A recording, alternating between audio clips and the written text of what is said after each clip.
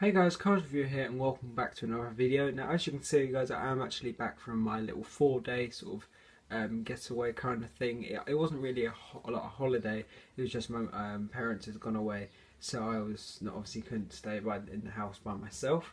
But yeah, I am back now guys, obviously as you can tell by this review that we are doing today. And I thought I'd finally, and it has definitely been finally, because I don't know why I haven't really decided to review a Cruz Ramirez yet. You'd think I'd do that first, considering she is one of the main characters. But no, I completely first sort of put her off kind of thing.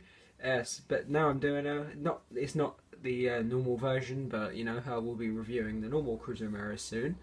Next review coming up as well, I thought I must say, is the Muddy McQueen, or Chester Whipperfield, or whatever you want to call him, with Luigi and Guido.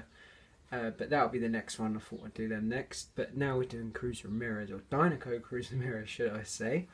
I have got as I've learnt from RC Cars 5, I've got the one with not the black trim around the edge, I think. Doesn't look like there is anyway. I think this is the only one they do in the UK, much like Punchy Wipeout with yellow wheels. I think they only do the yellow wheels one in this country, not the more in the UK, not the black wheels, because I've really looked out for the one with the black wheels, which I know is the opposite for you guys out in the US. You look for the the yellow wheel ones, because they're more rare. But for me, as you can tell, the black wheel one is rare, so I still have yet to find that. But I don't think we're going to get the Cruz Ramirez with a black lining around the eyes, and I'm not too bothered about that anyway. Now as for the releases of this car so far, she's only been released in a single, which is quite weird that they've done this one in a single and not the normal Cruz Ramirez in a single. Well, I mean, they are doing that in Case B now, but it's still weird anyway. They released the normal one with Cruz Ramirez, although I will be reviewing them by themselves, I think. Although, like I said, I'm doing McQueen with Luigi and Guido, but you know, I think I'd do them two separate. Yeah, that's our only release so far, and the place you're going to be seen is probably after the film, when she's racing for herself kind of thing, because obviously she is going to be the new Dinoco racer, and she will have another paint job where she's Rusty's like McQueen for a while, but that is for one race, which is the Florida 500. But I won't say anything else about that because it can be classed as spoilers.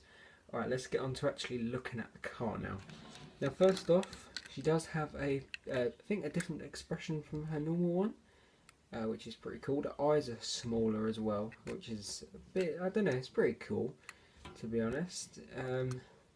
We've got the lights still, obviously, because a racer does need their lights. Well, they didn't used to, but they have them now. She doesn't actually have any number here, but I suppose none of the next gen racers do. She's got my favourite sort of style wheels for the next gen racers. This is probably my favourite wheel, if I can try and zoom in. But yeah, this is my favourite wheel out of all of the wheels that any diecaster had, so that's pretty cool. Next we got Dinoco 51 with a new sort of logo of the dinosaur, so it's literally just writing, as you can see along here now. We have along here, I know we have combustor, igniter, piston cut, and something else I always forget. She's got number 51, which is the same number as Doc, and I think they talk about that in the film, as I've seen from a couple of spoilers. She's got the roof flaps, which is nice to see with 51. It's funny how far forward they are from like being here, but I guess she never had them before. We've got a window here and here. You know, I like the windows a lot on these cars. We have her rookie stripes as well, obviously, because she's a rookie. That's really cool. I love that about this diecast. Big 51 there, which is different because they're usually over here, but I do love it. The Dinoco logo, which is again obviously different, but still is the closest style. We've got the two lights on there, the rear diffusers at the back, and we got this really beautiful wing here as well with the Dinoco written on it. I personally like the blue and yellow. I'm not sure if everyone does in the world, but I think it looks really cool. Over this side we got the same thing once again with her awesome wheels. Oh, Dinoco there, I've just noticed. Is that even on? Yeah, that was on the other side. With the dinosaur once again. the Lightyear tyres, which are really hard to read, obviously. One thing I've got to say there is her exhaust, which are really, really cool. I love these. You can kind of see where they go there. I'll flip her around. We've got the base, pretty basic. You have got the diffuser all the way along. You can see a little bit of her front suspension. We have the Disney Pixar made in China, Mattel, and the code names and that. A lot of code now, which is a bit annoying, but not that annoying to be honest. But you know, I guess they have to put it there for whatever reason. At least they're not doing lenticular eyes or mouth plates. That's what we may have. We may have to deal with the coding on the back, but at least we don't have mouth plates. Let's just think of that. But yeah, I do like this Cruz Ramirez a lot. I'm debating whether I like her more than this normal one. I think I do. I think she's really cool. Maybe she could have a little bit more design, I think, but overall it does work quite well. And I definitely love how she's got the 51. That is really cool to see on there. And obviously she will be racing. We're not sure if McQueen's going to be a crew chief yet. I don't know if I should have said that or not, but we don't know anything like that yet, or if McQueen's going to race with her or anything like that. We don't really know at the moment.